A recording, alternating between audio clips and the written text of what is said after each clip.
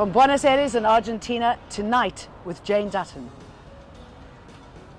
Economic tidal waves in Latin America and the impact of globalisation on emerging markets. Is protectionism the answer?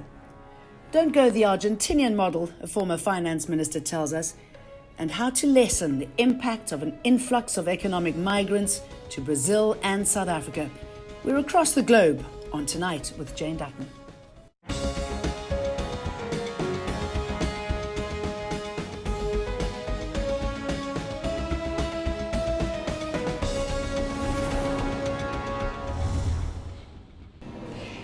When I got here on Sunday, this $100 bill, and it's worth 3,500 pesos. Now, just 5 days later, it's worth 3,800 pesos. Cafe and restaurant owners have told us that they need to adjust their rates several times just to keep up. That is the ugly reality of inflation here in Argentina. And who knows, in a couple of years' time, this money might not even be able to afford me my delicious café con leche. Investors don't like shaky markets. Their high returns can quickly end up in high losses. Add to that the IMF with its austerity measures, the trade and tariff war with the US, and it's not a pretty picture.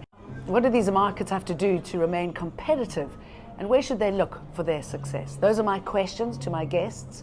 What are yours? You can call into our Johannesburg office a little later on the number at the bottom of the screen, or you can tweet us, #Tonight with Jane Dutton. First, let's go to Vuyo in Johannesburg for all the latest news. Of course, more from Jane Dutton in a bit from Buenos Aires. My name is Vuyo Mvoko with your top stories.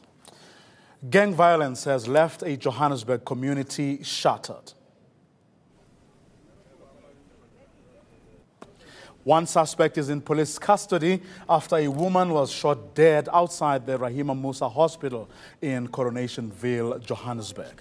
It appears Heather Peterson and a family member were caught in the crossfire during a gang shootout. The 10-year-old was shot in the foot and is currently in hospital. That is my wife. That is my wife. She walked past and she got shot. I'm asking myself this question. What is the law in Westbury? This is not the first innocent victim that is being shot. Personally, I don't know must I hate, I don't know must I cry, I don't know must I get a gun, I don't know what to do. And as my friend for years, she have children, she have great-grandchildren. But the shooters of Westbury, they must take their guns there and go there where it belongs. They don't belong here. Innocent woman with a children, a grandchildren, and a husband alone in a house. Why do they come just and shoot her? We have children here, man. Our children play tops and everything. We women, we like to sit in the sun. Why do they just come and shoot? They must take their guns there and put it in their graves. Don't put it in our graves, we women. We're not gangsters. We have children, they must look up. Here's our children. What must we do now? Sit in a yard, sit in a house and do what? It's not normal, man. Archbishop Emeritus Desmond Tutu has been admitted to hospital. According to a statement from his office, he's undergoing a series of tests. He's apparently in good spirits and hopes to be home in a few days. Tutu has been undergoing treatment for prostate cancer for many years. He turns 87 next Sunday, October the 7th. Former Social Development Minister Bathabile Dlamini is liable for a portion of the legal costs in the social grants saga. The Constitutional Court has ordered her to pay 20% of Black Sash and Freedom Under Law's legal costs. The National Prosecuting Authority has also been asked to investigate whether she should be charged with perjury. SASSA and Dlamini racked up legal bills with various court applications to extend the grants payments contract with Cash Paymaster Services, even though it was declared, the contract that is, invalid. What has been handed down actually is victory from a perspective that from like accountability point of view, that I think this court judgment sets a precedent for any and every other department where power is being misused, where upholding the principles in terms of our constitution are not taken into consideration in the manner that they should be. So the judgment and what has come out of that will actually serve as a deterrent, and we are happy that we spearheaded that process. Mineral Resources Minister Gwede Mantashe today outlined the contents of the final mining charter. The third version of the charter has raised the level of black ownership to 30%. It's aimed at transforming the sector and benefiting local communities as well as employees. Mantashe says the new bill will provide regulatory certainty for investors. The Mineral Council South Africa has yet to respond. A new mining right granted after coming into effect of the Mining Charter 2018 must have the minimum of 30% BEE shareholding. Applicable for the duration of the mining right, it shall be distributed as follows. A minimum of 5% non-transferable carried interest to qualifying employees. A minimum of 5% non-transferable carried interest to host communities. But for host communities, we've created an alternative, which is a minimum of 5% equity equivalent benefit. More news at 9. Right now, it's back to Jane in Buenos Aires. Argentina's President Macri has been out again with his begging bowl, asking for more money from the IMF just months after he signed a deal with them in June. Is this the reality that emerging market countries face when their economies are crumbling? To discuss this with me is the former finance minister of the province of Buenos Aires, Silvina Batakis. Thank you very much for joining us. No, thank you. What happened? Where did it go wrong?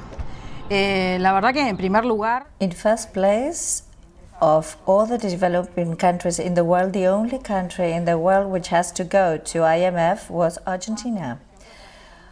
When we knew already that the interest rate in the US are going to go up, and the developing countries, the serious developing country, took precautions, but Argentina was the only one that did not take any kind of precaution or prevention. What sort of precautions should Argentina have taken in order not to go to the IMF? But now that they are in a relationship again with the IMF, what are the economic and the political ramifications?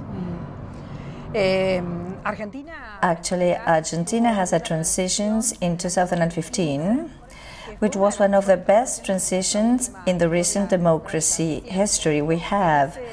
Argentina at that moment had, of course, some problems to solve, but clearly, if this administration, this new government, would have understood that Trump would generate a commercial war between China and US, Argentina would have followed that path, but they took a complete different path. Between December 10, 2015 and January 2016, Argentina opened its market, a complete opening, allowing importation from foreign countries. This generates the need of more dollars to cover these imports, and also this produced the close of many factories in Argentina. And Argentina had to open the open capital, so speculation capital came into the country without any kind of restrictions. It is different in other countries like Chile, where this capital have to stay for 2 years at least, and this generates instability and volatility in the dollar rate and, of course, inflation. Argentina has one of the most big inflation because of this politics. What I'm trying to understand is how emerging economies deal with a stuttering economy. What are, do you think, the keys to look out for, the warning signs and the best way to get out of it and to get out of debt. Bueno, yo creo que... And I know it changes in this area, this part of the world, because of the political allegiances, but tell me what you think. I think that in general in Latin America we have very rich countries, but wealth does not belong to us Latin Americans. We have lots of foreign companies, lots of owners that are foreigners, and this does not allow us to reinvest our wealth in our own growth. And in particular in Argentina, we have this oscillating politics from one extreme to the other, and we cannot have concrete state policies that place us in a path of development. And we are not going to reach this development if we do not impulse our industry, our agro-culture. And Argentina produces the best meat in the world, but today it is important cow genetics. Argentina was the barn of the world, producing lots of wheat, exporting wheat. Now we are importing biotechnology for all our grains. This is not the path for development.